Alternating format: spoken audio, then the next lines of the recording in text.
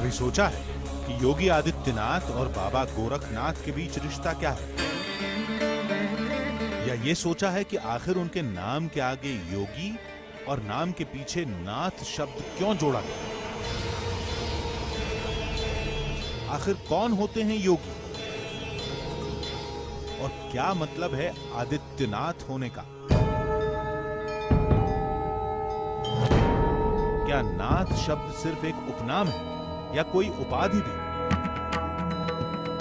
आखिर क्यों अमरनाथ, केदारनाथ, बद्रीनाथ, गोरखनाथ जैसे धाम भी नाथ शब्द से जोड़े गए? हर सवाल का एक ही जवाब है, भोलेनाथ यानी महादेव शिव।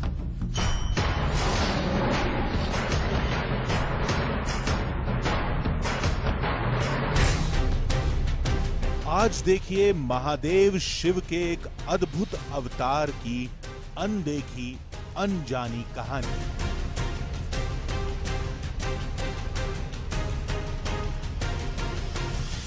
एक ऐसे योगी की कथा जो सतयुग में शिव के साथ थे, त्रेता युग में राम के साथ और द्वापर युग में पांडवों के साथ भी। आज चलिए बाबा गोरखनाथ के अलौकिक दरबार में। आज समझिए क्या रिश्ता है भोलेनाथ का बाबा गोरखनाथ से, बाबा गोरखनाथ का नाथ संप्रदाय से और नाथ संप्रदाय का योगी आदित्यनाथ से।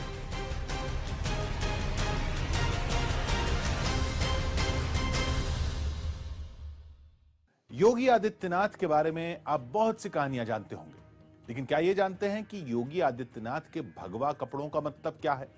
उनके कानों में जो बड़े से कुंडल दिखते हैं उनका मतलब क्या है? आमतौर पर साधुओं में सफेद जनेऊ की परंपरा है, फिर योगी आदित्यनाथ काला जनेऊ क्यों पहनते हैं? इसका रिश्ता है नाथ संप्रदाय से और नाथ संप्रदाय का रिश्ता है बाबा गोरखनाथ से। हिंदू पुराणों और वेदों में कहा गया है कि बाबा गोरखनाथ कोई आम योगी नहीं है, बल्कि शिव के अंशावतार हैं, जो आज भी इसी धरती पर मौजूद हैं, शायद किसी नए भेष में, किसी नए योगी के रूप में। तो आज चलते हैं गोरखपुर के गोरखनाथ धाम की ओर, बाबा गोरखनाथ और नाथ पंथ के योगियों की इस अद्भुत दुनिया को तलाशने, गोरखनाथ पीठ के अद्भुत चमत्कारों को देखने।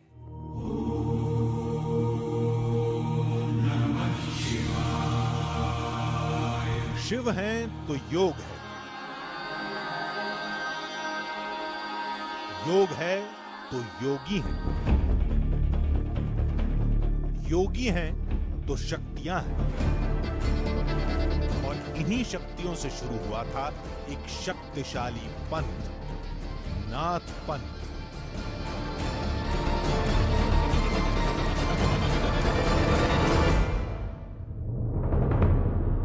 कुछ यही लिखा है चारों वेदों में और 18 पुराणों में भी। लेकिन सवाल यह कि आखिर वो कौन सी शक्ति है जिसके लिए कोई आम इंसान योगी बन जाता है? क्यों योगी आदित्यनाथ ने जीवन का हर सुख छोड़कर योग को ही जिंदगी का सहारा बना लिया? सिर्फ आदित्यनाथ ही क्यों, देश के लाखों इंसानों के योगी बनने की वजह क्या है? आखिर योगी अलग अलग वेशभूषाओं में क्यों दिखते हैं? क्यों योगी आदित्यनाथ भगवा धारण करते हैं? कानों में कुंडल और गले में काले ऊन की माला क्यों होती है?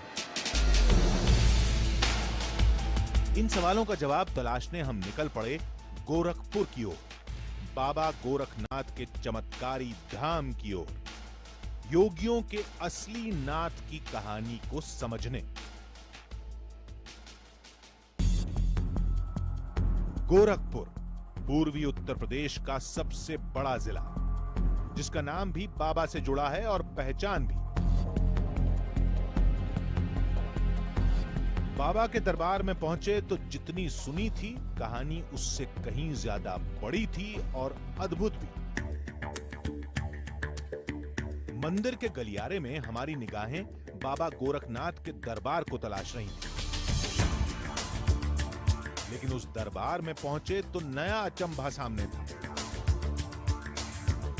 बाबा की प्रतिमा हमें महादेव शिव के जैसी दिखाई दी। योग की कुछ वैसी ही मुद्रा, वैसा ही त्रिनेत्र, वैसे ही केश, गले में रुद्राक्ष की माला और सिर पर चंद्रमा भी। पूछा तो पता चला कि बाबा का यही रूप है। वो इसलिए क्योंकि बाबा गोरखनाथ महादेव के अंशावतार हैं।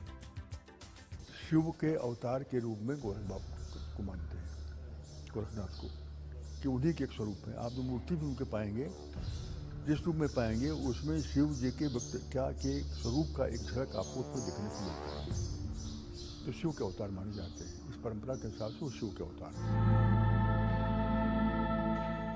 मैं ही शिव हूँ। नाथ संप्रदाय में भगवान शिव की जितनी महत्ता है, करीबन उतनी ही महत्ता है गुरु गोरखनाथ की। गुरु गोरखनाथ को शिव का अवतार माना जाता है। माना जाता है कि गुरु गोरखनाथ खुद शिव का ही एक रूप है, जो उस समय प्रकट हुए जब धरती पर बहुत ज़्यादा विध्वंस फैल चुका था। ये गोरखनाथ मंदिर।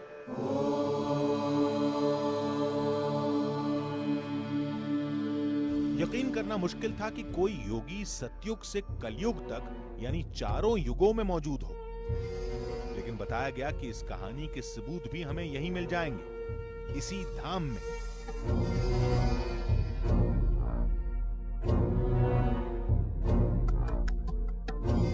लेकिन उससे पहले जरूरी था बाबा गोरखधाम की पौराणिक कहानी को समझना,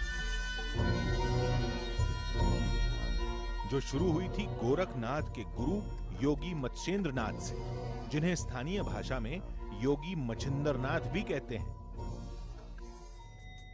इस कहानी का जिक्र शिव पुराण में हुआ है, जिसके मुताबिक जिस वक्त देवी पार्वती को नींद आई, उस वक्त महादेव शिव आदि योग का रहस्य सुना रहे थे, जिसे देवी पार्वती तो नहीं सुन पाई, लेकिन वहां मौजूद एक मछली शिव के रहस्य को गौर से सुनती रही। माना जाता है कि वो मछली ही शिव का रूप बनी और शिव के रूप से ही योगी मत्स्येंद्रनाथ की कहानी भी शुरू हुई। हालांकि दूसरी मान्यताओं में बाबा मत्स्येंद्रनाथ से जुड़ी एक और कहानी भी है। माना जाता है कि धरती पर बढ़ते अधर्म को रोकने के लिए महादेव शिव ने 9 नाथों के रूप में अवतार लिया था। हर नाथ आदि योग के रहस्य को जानता था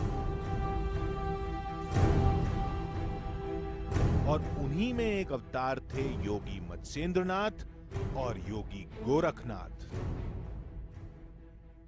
एक नारद पुराण में एक आता है, एक पद आता है उसमें कि 9 नाथों में जैसे शिवनाथ, गहनीनाथ, जालंधर नाथ हैं, श्रीहरि रहरुनाथ हैं और गोरखनाथ, इस तरह से 9 नाथ हैं। ऐसा माना जाता है कि ये 9 नाथ आज भी वह मौजूद हैं और गोरखनाथ बाबा आज भी उसी तरह से हैं, जो शिव के रूप में हैं।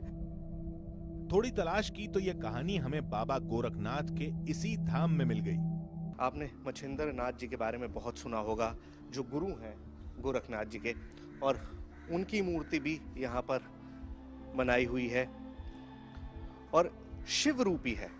और जैसा बार बार कहा जाता है कि खुद शिव के अवतार हैं, तो वही यहाँ पर दिखाया गया है। शिव रूपी मूर्ति है, आप देख सकते हैं। तीसरी आंख भी मौजूद है, आधा चंद्रमा भी मौजूद है। वो सारी विशेषताएं जो भगवान शिव की होती हैं, वही इस मूर्ति के अंदर भी।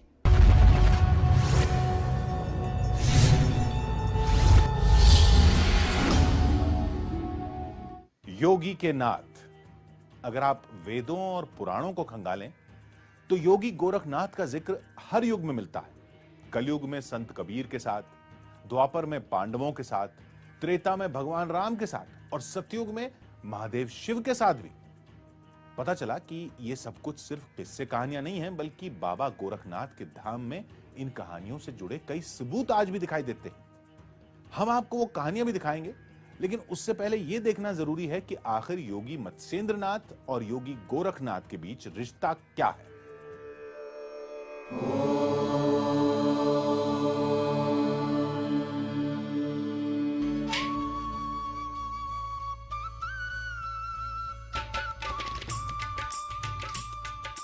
योगी मत्स्येंद्रनाथ और योगी गोरखनाथ, दो चमत्कारी महायोगियों की कहानी भी एक बहुत बड़े चमत्कार से शुरू हुई थी। गुरु गोरखनाथ को भगवान शिव का अवतार माना जाता है और ये भी मान्यता है कि गुरु गोरखनाथ ने किसी मनुष्य की कोख से जन्म नहीं लिया।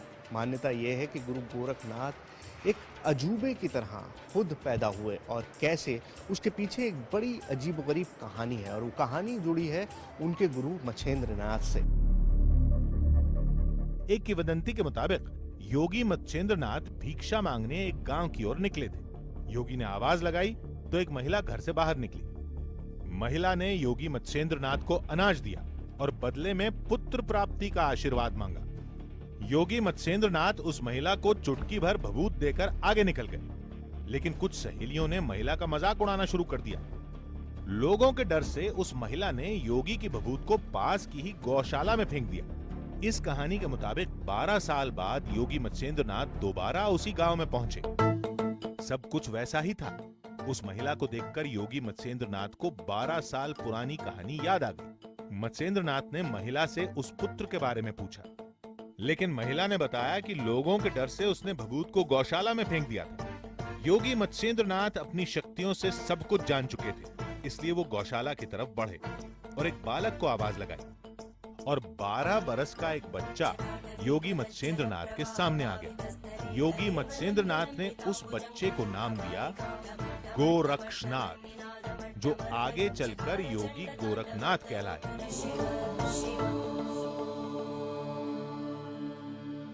नाथ पंथ का तो यह है कि नाथ पंथ के बारे में परंपरा ये मानती है कि महायोगी गोरखनाथ जी का जन्म किसी माँ के गर्भ से नहीं हुआ है, वो अवतारी पुरुष हैं।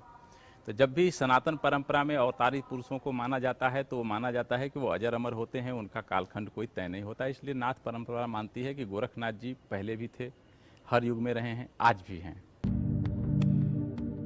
इस मंदिर के योगी बहुत से ऐसे तर्क दे रहे थे जो साबित करते हैं कि बाबा गोरखनाथ सतयुग से कलयुग तक मौजूद हैं। शुरुआत सतयुग से ही करते हैं, जिसका पहला सबूत है शिव पुराण की एक कहानी, जिसमें कहा गया कि धरती पर गोरखनाथ का महायोग देखकर सभी देवता हैरान थे। उनमें एक नाम देवी पार्वती का भी था। गोरखनाथ के हठयोग को देखकर देवी पार्वती अचंभे में पड़ गई और महादेव से गोरखनाथ के बारे में पूछा। जवाब में महादेव ने कहा कि गोरखनाथ उन्हीं का रूप है। ऐसी ही एक कहानी का जिक्र नारद पुराण में भी मिलता है। एक जगह तो नारद पुराण उसमें आता है, कहा जाता है कि हे प्रभु, हम गोरक्षनाथ को किस मंत्र से पूजें? तो प्रभु कहते हैं कि मैं स्वयं गोरक्षनाथ हूं। जिस मंत्र से आप पूजा करते हो मेरी, उस मंत्र से आप गोरक्ष, तो गोरक्ष शिव करके ही पूजा की जाती है। अब बारी आती है त्रेता युग की। माना जाता है कि गोरखपुर का ये गोरखधाम त्रेता युग से मौजूद है। लोग मानते हैं कि त्रेता युग में यही स्थान बाबा गोरखनाथ की तपोभूमि हुआ करता था। इससे जुड़ी एक कथा वाल्मीकि रामायण में भी मिलती है।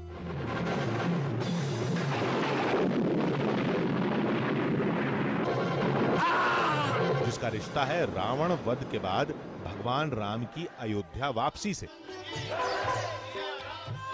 तो गुरु गोरक्षनाथ की जब हम बात करते हैं तो हम टाइम को ट्रांसेंड करते हैं। वक्त के मायने नहीं रहते, युगों के मायने नहीं रहते। हमने आपको बताया कि हर युग में किसी न किसी रूप में बाबा गोरखनाथ को देखा गया। गुरु गोरखनाथ की किसी न किसी कहानी का जिक्र मिलता है। भगवान राम से जुड़ा हुआ भी एक किस्सा है। मान्यता यह है कि गुरु गोरक्षनाथ के पास ही आए थे अयोध्या नरेश भगवान राम। रावण का वध करने के बाद खुद वह यहीं पर पहुंचे थे। गुरु गोरखनाथ के पास आए थे भगवान राम, लक्ष्मण और हनुमान। पता चला कि जिस जगह पर भगवान राम को दीक्षा दी गई थी वो स्थान आज भी मौजूद है और वहीं पर सिया राम का ये भव्य दरबार सजा है।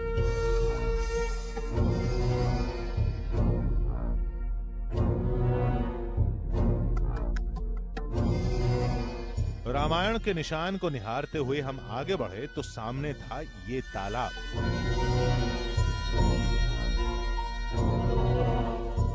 पूछा तो पता चला कि ये तालाब त्रेता युग से मौजूद है, लेकिन इस जगह से सबसे बड़ी कहानी जुड़ी है द्वापर युग यानी महाभारत काल से। बताया गया कि इस सरोवर को भीम तालाब कहते हैं। गोरखनाथ का जिक्र महाभारत काल यानी द्वापर युग में हुआ है। पांडवों से जुड़ी एक कहानी के मुताबिक महाबली भीम बाबा गोरखनाथ को यज्ञ के लिए आमंत्रित करने इस धाम में आए थे, लेकिन उस वक्त बाबा गोरखनाथ गहरी साधना में लीन थे और भीम को लंबा इंतजार करना पड़ा। ऐसा कहा जाता है कि महाभारत काल में इन्हें आमंत्रित करने के लिए भीम को भेजा गया था। भीम आए थे जब युधिष्ठिर का वो राज तिलक होना था, तो उस समय इन्हें बुलाया गया था। इन्होंने आशीर्वाद दिया था और भीम के रहने से ही वहाँ एक सरोवर बन गया। यह मान्यता आज तक चली आ रही, जिसे भीम सरोवर कहा जाता है। महाभारत की इस कहानी से जुड़ी निशानी आज भी इस धाम में मौजूद है, जिसका सबूत है भीम की ये विशालकाय मूर्ति। ये बोर्ड देखिए, यहाँ पर ये बोर्ड भी मौजूद है जो पूरी कहानी कह रहा है कि महाबली भीमसेन युधिष्ठिर के राजसू यज्ञ में गुरु गोरखनाथ को बुलाने के लिए यहाँ पर आए थे और गुरु गोरखनाथ समाधि में थे, तो इसलिए भीमसेन को यहाँ पर कुछ सालों विश्राम करना पड़ा था। तो उसी के सबूत के तौर पर ये पूरी प्रतिमा यहाँ मौजूद है। बाबा गोरखनाथ की मौजूदगी से जुड़ा सबसे बड़ा चौंकाने वाला सबूत मिलता है कलयुग में। बाबा गोरखनाथ की वाणी में उन शहरों का जिक्र मिलता है जो द्वापर युग में थे ही नहीं। कुछ कहानियों में जिक्र मिलता है कि बाबा गोरखनाथ और संत कबीर के बीच कई बार शास्त्रार्थ हुआ था। माना जाता है कि संत कबीर भी गोरखनाथ की वाणी से प्रभावित थे। कबीर की वाणी में भी बाबा गोरखनाथ के संदेश की झलक साफ दिखाई देती है। इतना ही नहीं, सिंधु घाटी की सभ्यता से जुड़े सबूतों में भी बाबा गोरखनाथ की मौजूदगी साबित होती है। आप हड़प्पा की सभ्यता में अगर एक मूर्ति देखेंगे तो योगी की मूर्ति है। तो जो योगी की मूर्ति है वो बिल्कुल शिव जैसे, यानी उसके भी सिर पे 3 हिस्से हैं, यानी कि त्रिशूल की परिकल्पना है। उसके आसपास पशु दिखते हैं और बिल्कुल योग मुद्रा में है। इस तरह की योग मुद्रा हड़प्पा सभ्यता के पुरातत्व से भी प्राप्त होती है। यानी वहाँ से अगर आप आगे बढ़ेंगे, उसमें पुरातत्वविदों ने कहा भी है कि वो जो योगी की मूर्ति है वो शिव की मूर्ति है अथवा योग के योगी की मूर्ति है। तो वहाँ से ये मूर्ति आगे चलती है, यानी वहाँ से ये परंपरा आगे चलती है। हमने थोड़ी पड़ताल की तो हमें ऐसे तमाम जिक्र मिले भी। वाकई उस खुदाई में कई ऐसी मूर्तियां मिली थीं जिनमें योगियों को दिखाया गया है, यानी उस वक्त भी योगियों की मौजूदगी रही होगी। रही बात बाबा गोरखनाथ की, तो पुराणों में लिखा है कि योग की कला बाबा मत्स्येंद्रनाथ और बाबा गोरखनाथ से ही शुरू हुई थी। हीर रांझा की प्रेम कहानी को फिल्मी पर्दे पर आपने भी देखा होगा, लेकिन यह कहानी सिर्फ फिल्मी नहीं बल्कि हकीकत भी थी। माना जाता है कि जिस वक्त रांझा निराश होकर जंगल में भटक रहा था, उसकी मुलाकात बाबा गोरखनाथ से हुई थी। बाबा गोरखनाथ के संदेश को सुनकर रांझा इतना प्रभावित हुआ कि उसने बाबा गोरखनाथ से दीक्षा ली। योगी परंपरा को निभाते हुए बाकायदा कानों में कुंडल तक पहने और सांसारिक जीवन को त्याग कर योगी बन गया था। इतिहास के लेखों में इस कहानी का जिक्र भी किया गया है। गोरखनाथ की तपोभूमि भले ही गोरखपुर में हो, लेकिन उनके भक्त और उनकी कहानियां दुनिया भर के कई इलाकों में फैली हुई हैं। चाहे नेपाल का शाह राजवंश हो या फिर मेवाड़ का राजघराना। आप नेपाल के शाह परिवार के समय में, जिस समय नेपाल राज्य का अभ्युदय हो रहा है, गोरखनाथ जी का आपको आशीर्वाद दिखेगा। आपको मेवाड़ के क्षेत्र में चले जाइएगा तो वहाँ जो पूरे राजवंशों की स्थापना दिखेगी, वहाँ पर गोरखनाथ जी का अभ्युदय और आशीर्वाद देते हुए। और तमाम इसमें ऐसे उल्लेख आते हैं कि गोरखनाथ जी ने दर्शन दिया, उन्हें आशीर्वाद दिया और उनके आशीर्वाद के बाद ही वो उस राजवंश की या उस उनकी वो परंपरा जिसमें मान्यता है, यानी वो वहाँ से शुरू हुई। लेकिन हमें ये जानकर थोड़ी हैरानी हुई कि बाबा गोरखनाथ को नेपाल के कई इलाकों में राजगुरु के साथ साथ बारिश का देवता भी माना जाता है, और इसकी भी अपनी कहानी है। नेपाल में एक बार जबरदस्त सूखा पड़ा।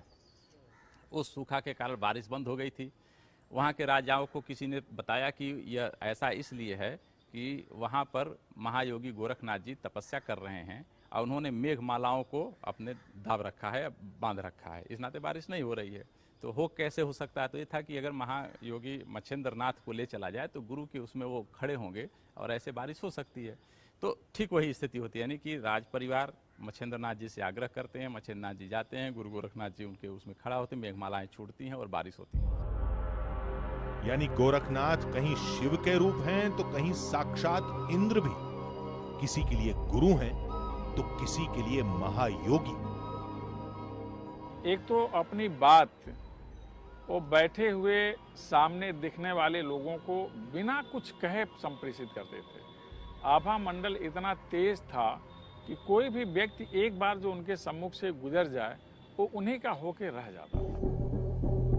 इन कहानियों को समझने के बाद हमने गोरखनाथ पीठ का जायजा लेना शुरू किया। पहली नजर पड़ी इस गौशाला पर जहां सैकड़ों गायें हैं।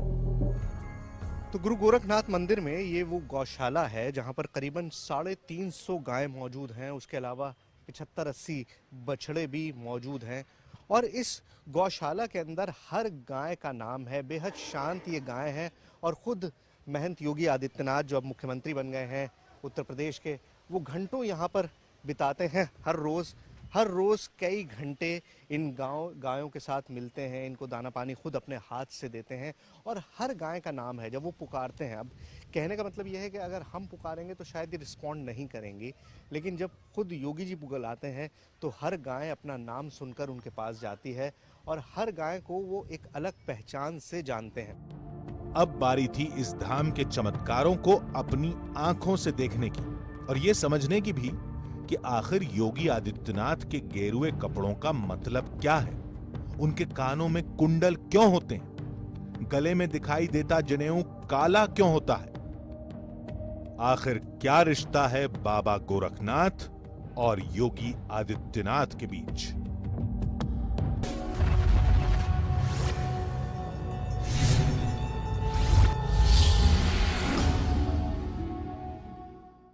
योगी के नाथ। कभी सोचा है आपने कि आखिर योगी आदित्यनाथ की वेशभूषा देश के दूसरे योगियों से अलग क्यों है? क्यों योगी आदित्यनाथ सिर पर केश नहीं रखते? क्यों उनके कपड़ों का रंग हमेशा भगवा ही रहता है? उनके कानों में जो बड़े से कुंडल हैं, उनकी कहानी क्या है? उनके गले में काले ऊन का जनेऊ क्या कहता है? क्या यह सब कुछ सिर्फ एक परंपरा का हिस्सा है या इसकी कोई दूसरी वजह भी है?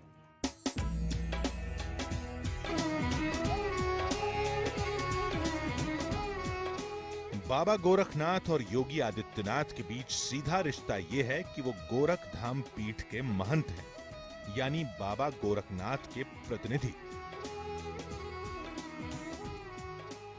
जो गोरख पीठ के पीठाधीश्वर होते हैं वो गोरखनाथ जी के प्रतिनिधि होते हैं।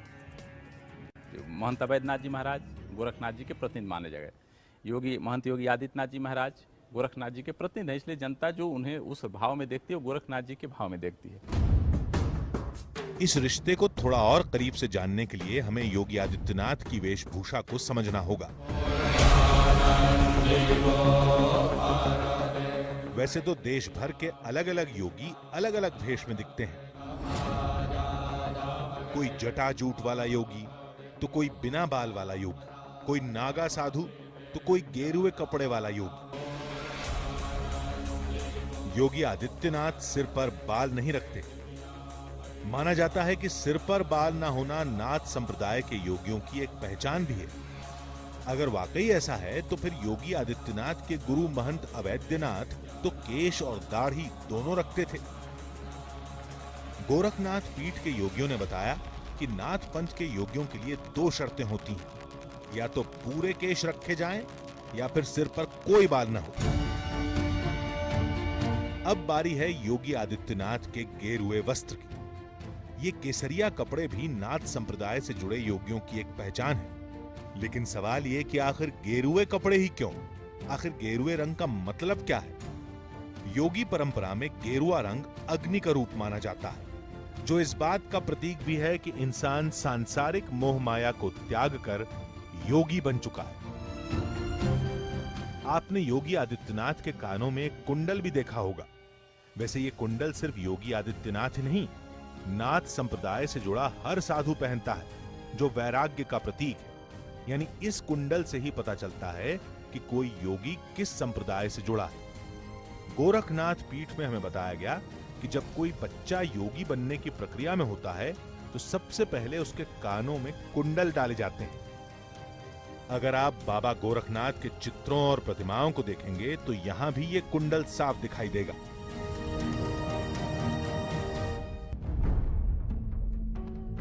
आदित्यनाथ की तरह नाथ संप्रदाय से जुड़े योगी गले में काले ऊन का जनेऊ धारण करते हैं। इस जनेऊ के भी 4 हिस्से होते हैं: पवित्री यानी शुद्धता, रजस यानी ब्रह्म, रुद्राक्ष यानी शिव, सत्वा यानी विष्णु और सबसे नीचे होती है नादि। हमारे सामने ही तमाम लोग इस दरबार में जा रहे थे। लाल रंग के धागे में कुछ पैसे बांधे जाते और एक त्रिशूल के साथ उन्हें दरबार में रख दिया जाता। यहां ऐसे लाखों त्रिशूल मौजूद थे। पूछा तो बताया गया कि ये सब कुछ उन मन्नतों की एक निशानी है जो बाबा के चमत्कार से पूरी हो चुकी है। तो गुरु गोरखनाथ मंदिर की जिस तरह की मान्यता है कि लोगों की मुरादें पूरी होती हैं, और उसका सबसे बड़ा नमूना है ये भैरवनाथ स्थान। जो भी इस मंदिर में पूजा के लिए आता है वो यहाँ पर ज़रूर आता है और अपनी मनोकामना पूरी करने के लिए यहाँ पर कलेवा बांधते हैं पैसे के साथ, और जब मनोकामना पूरी हो जाती है तो त्रिशूल चढ़ाते हैं। अब आप देखिए इस कमरे में कुछ नहीं तो हजारों त्रिशूल होंगे, लाखों करोड़ों तागे यहाँ पर मुझे दिखाई दे रहे हैं। मंदिर में हमें तमाम लोग मिले जो बाबा के चमत्कार को खुद महसूस कर चुके हैं। ऐसे ही एक शख्स हैं विनय रंजन तिवारी, जो पेशे से पत्रकार हैं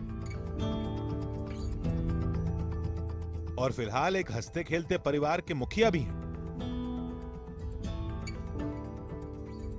लेकिन एक वक्त था जब जिंदगी से निराश होकर विनय ने खुदकुशी का मन बना लिया था, मगर बाबा गोरखनाथ के दरबार में आते ही जैसे जिंदगी ही बदल गई।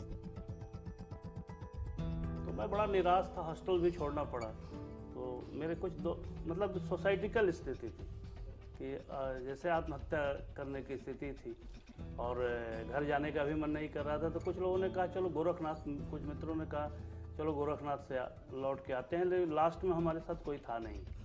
तो मैं गोरखनाथ मंदिर गया और मैं प्रणाम किया और भगवान से कहा कि हे भगवान, हम तो ऐसा कोई काम किए नहीं है और मैं आया हूँ, मुझे आशीर्वाद दें कि कुछ रास्ता मिले।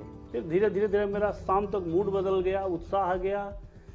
फिर मुझे लगा कि ये कहीं ऐसा तो नहीं, मैं वहाँ गया हूँ इसलिए हो गया, और एक रास्ता बनता गया कि मुझको अखबार में आना है।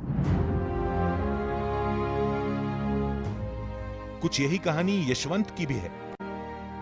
यशवंत ने बताया कि इस धाम में जाते ही कुछ ऐसी शक्तियों का एहसास होता है जिन्हें बताया नहीं जा सकता, बस महसूस होता है। फिर एक दिन मेरी योगी जी से भी मुलाकात वहाँ पेशी में हो गई। तो मुझे 1 घंटा बैठ के उन्होंने मुझे जो है उस दिन जो है लोगों को, कई लोग बैठे हुए थे, तो मुझे भी कहे कि तुम बैठे रहो वहाँ पे, बस सुनते रहना तुम चीज़ों को। सुना मैं उनकी बातों को, और उनकी बातों से लगा कि इस पीठ में कोई ताकत है, बहुत बड़ी ताकत है। इस धाम में जिससे पूछा चमत्कार की एक नई कहानी सुनाने लगा। अभी हमारे यहाँ एक पुत्र को बच्चा हुआ जो 5.25 महीने का हुआ, जो अबराड में पैदा हुआ। हमने कहा कि बाबा किसी तरह से बच जाए तो हम आपको दर्शन करेंगे। वो बच्चा आज जो है अगस्त का पैदा हुआ बच्चा आज भी अभी जिंदा है और अच्छी हालत में है। इन चमत्कारों की पड़ताल करना तो मुश्किल था, लेकिन इस बात की पड़ताल हो चुकी थी कि योगी आदित्यनाथ जिस परंपरा को निभा रहे हैं वो आदिकाल से चली आ रही है और शायद अनंत काल तक जारी रहेगी।